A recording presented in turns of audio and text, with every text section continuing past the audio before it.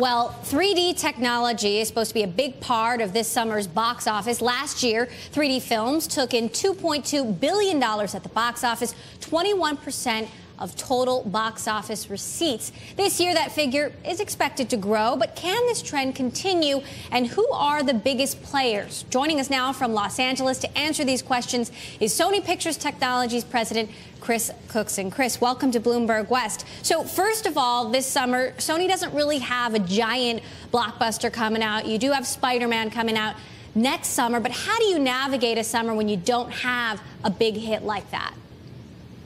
Well, we do have coming out in another week a movie called Priest, which is in 3D, as you've been talking about. But we have a lot of other films coming that we think will be of interest. We have some things coming towards the end of the year, the Arthur Christmas, and we have SMURFS coming in the fall. So we have a few 3D offerings. But what goes into producing the next blockbuster, finding the idea and innovating it and making it come alive on screen? Well, it's interesting. I think it's always about the story. I think you want to have something that engages people's interest and imagination. And then I think that 3D is just one of the tools we have in trying to enhance the story to make it more relatable to the audience and have them feel more immersed in it. Hey, Chris, it's John Erlichman. A lot of people are worried about the novelty wearing off with 3D films, and this is still a tough economy. You got to convince people to pay, what, $3, $5 extra bucks to go see a 3D film. How does that affect how many films that, say, Sony is making go into 3D and how many just stay as traditional old flicks? Well, I think the biggest limitation in the past has been the shortage of 3D screens to show these films on. There's over 100,000 screens around the world, and still we're only a little bit over 10% of them that can show 3D. So the number of screens available limits the ability to show a lot of 3D films simultaneously. So that's part of the equation to decide which things to make in 3D and which things to make in 2D. I think the other thing is that we're still learning how to make best use of the 3D technology so that the complexity of actually shooting in 3D and finishing the film in 3D means that it's more expensive than hopefully it will be as we get more knowledgeable and mature in the creation of 3D product.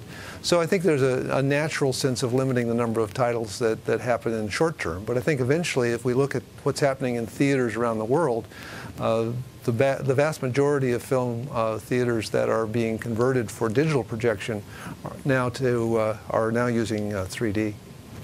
And on that note, films that start in 2D and are translated into 3D last minute, like Clash of the Titans. It's not one of your movies, but it didn't fare well in 3D last year. So that's something you've obviously got to be considering as well. Well, I think that it's important to note that there are several ways to make a movie in 3D. One of them, obviously, is to shoot it in 3D with 2 cameras. But a lot of the movies that have been made have been done in computers. Things like Cloudy with a Chance of Meatballs, for instance, that we released, was done in computer. And much of the work on Alice in Wonderland, which was created at Sony Pictures for Disney, was done in the computer. One of the things you can do with computers, though, as well, is to take something that was shot in 2D and go in what they call dimensionalize the picture, which is to do it in a way that creates the illusion of 3D by creating 2 eyes. It can be done either poorly or it can be done very well. And I think that one of the things that's interesting when we did Green Hornet is that some of the film was actually shot in 3D with 2 cameras, and most of the film was converted from 2D where it had been originally shot in 2D. And I have yet to have anybody tell me successfully which scenes are which. Chris, how do you beat competition like the genius behind Avatar, James Cameron, and the Cameron Pace Group? How do you stay ahead of others who are innovating out there? Well, I think that the industry learns very much from each other. I mean, James Cameron and Vince Pace have been very vocal in spreading their views, and a lot of people have learned a great deal from them. I think that what is important, though, is to get everybody across the industry to the point of being knowledgeable enough to make effective use of 3D in storytelling.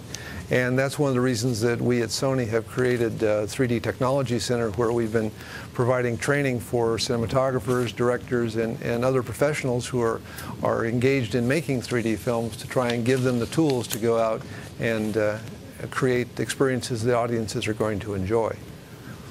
Do you think 3D production needs to become more economical before it's more ubiquitous? Well, I think, as we talked about before, the limitation on number of outlets is one of the factors that kind of regulates it. But I think that as we get more knowledgeable and new tools are created, that it will become much more economical to shoot in 3D. There are even now, if you were familiar with the Consumer Electronics Show, they introduced a new Sony camcorder that's this big that shoots in 3D at full high-def quality. And it's something that I think will create a lot more excitement about different kinds of 3D production.